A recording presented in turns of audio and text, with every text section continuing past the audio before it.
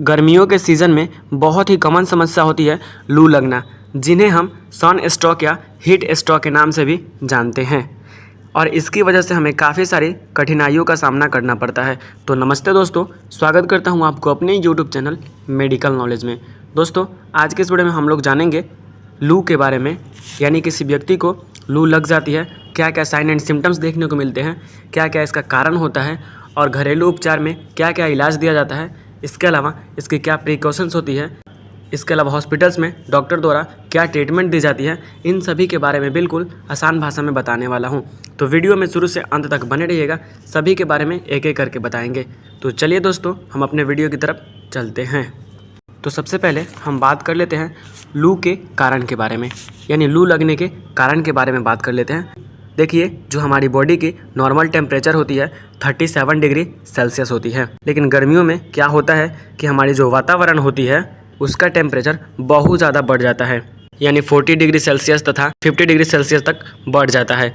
और हम जब धूप में गर्म हवा में बाहर निकलते हैं तो ये जो गर्म हवा है, वातावरण का टेम्परेचर है, हमारी बॉडी की कांटेक्ट में आता है और हमारी बॉडी की टेम्परेचर को बढ़ा देता है। यानी हम धूप में जब बाहर निकलते हैं तो ये जो वातावरण की टेम्परेचर बहुत ज़्यादा हाई रहती है, ये हमारी बॉडी की कांटेक्ट में आती है और हमारी बॉडी की टेम्परेचर को नॉर्मल से बहुत ज़्यादा बढ़ा देती है। तो इस कंडीशन को हम बोलते हैं कि उनको लू लग गया है। यह टेम्परेचर बढ़ने की वजह से उनके बॉडी में बहुत सारी समस्याएं देखने को मिलते हैं, उसके बारे में बात कर लेते हैं, जिन्हें हम सिम्टम्स के नाम से जानते हैं।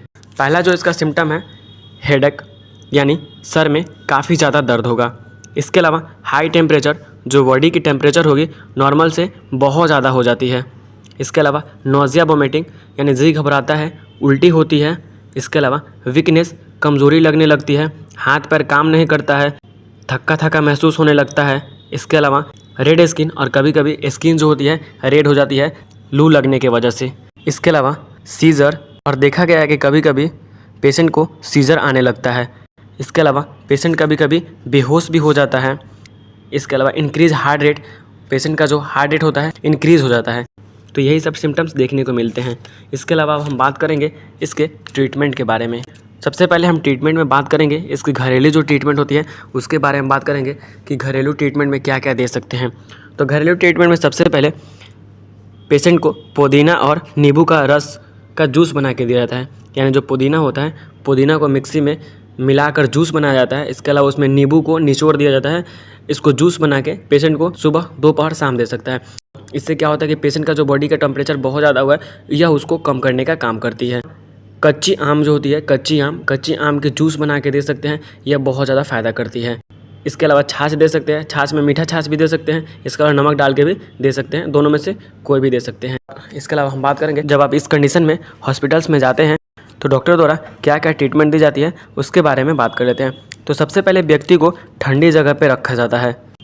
इसके अलावा वहाँ AC और फैन है तो उसे चला दिया जाता है ताकि पेशेंट का जो बॉडी का टेम्परेचर हाई हुआ है वो थोड़ा कम हो सके। इसके अलावा डॉक्टर के द्वारा कुछ IV इन्फ्यूज़न और कुछ इंजेक्शन लगाया जाता है, पानी की कमी जो हुआ है उसको मेंटेन कर सके।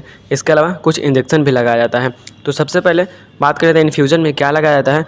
तो इन्फ्यूज़न में RL यानी रिंगर लेक्टर सोल्यूशन, इसके अलावा DNS डेक्सट्रोज नॉर्मल सलाइन, ये दोनों IV फ्लूइड्स लगाया जाता है। इसके अलावा उल्टी के लिए, वोमिटिंग के लिए ओंडेमसिट्रॉन की एम्पूल लगाई जाती है, इसको IV दिया जाता है। ठीक है, तो सबसे पहले हम बात कर लें कि जो RL और DNS लगाया जाता है, जब तक बॉडी की टेम्परेचर कम नहीं हो तब तक आप इसको नहीं लगा सकते हैं। तो जब बॉडी की टेम्परेचर कम हो जाए उसके बाद ही RL और DNS को लगाना होता है। ठीक है, इसके अलावा वीकनेस के लिए इसमें MVI एम्पूल डाल सकते हैं। RL और DNS है, इसमें MVI डाल सकते हैं वीकनेस के लिए। ठीक है, जो पेशेंट को वीकनेस हो रहा है उससे कुछ आराम मिल सके।